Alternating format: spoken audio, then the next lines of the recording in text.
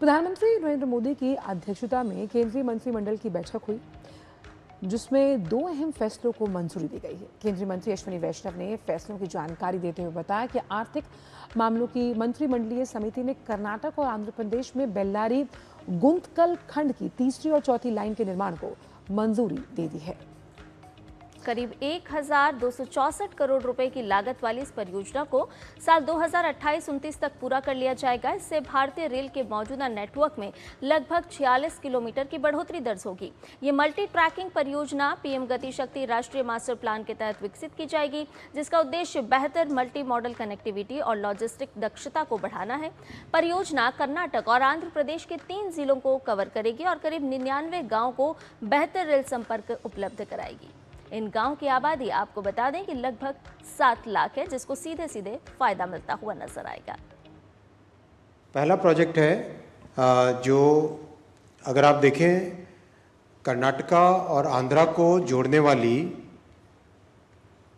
ये line basically Guntakal से बेल्लारी से होसपेट, होसपेट से हुबली और हुबली से आगे अंकोला की तरफ, अगर इस रूट को देखें, this is one of the most important economic corridors. आज ये प्रोजेक्ट अप्रूव हुआ, बहुत बड़ा प्रोजेक्ट है, 46 किलोमीटर्स का, 1264 करोड़ रुपीस का इन्वेस्टमेंट इसमें आएगा।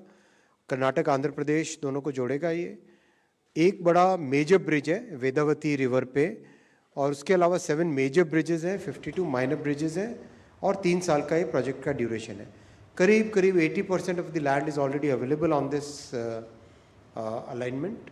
बाकी 20% लैंड अक्वायर करनी पड़ेगी, तो प्रोजेक्ट काफ़ी तेज़ी से हो जाएगा।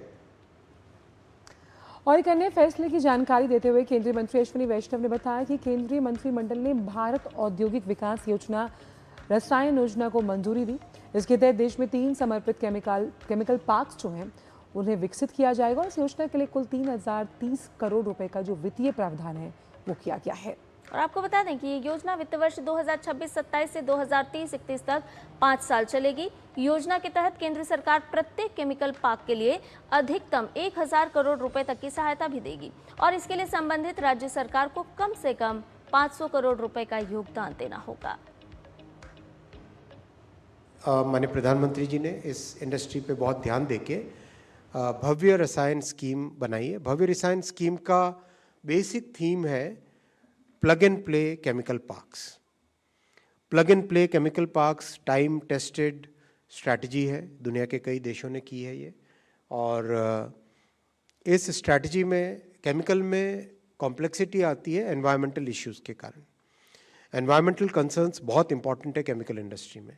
Then safety becomes very important, because workers की सेफ्टी और इसके अलावा जो भी आसपास लोग रहते हैं, जो भी काम उस एरिया से जुड़े हैं, उन सब की सेफ्टी। तो इन सब को ध्यान में रखते हुए 3 डेडिकेटेड केमिकल पार्क्स बनाए जाएंगे।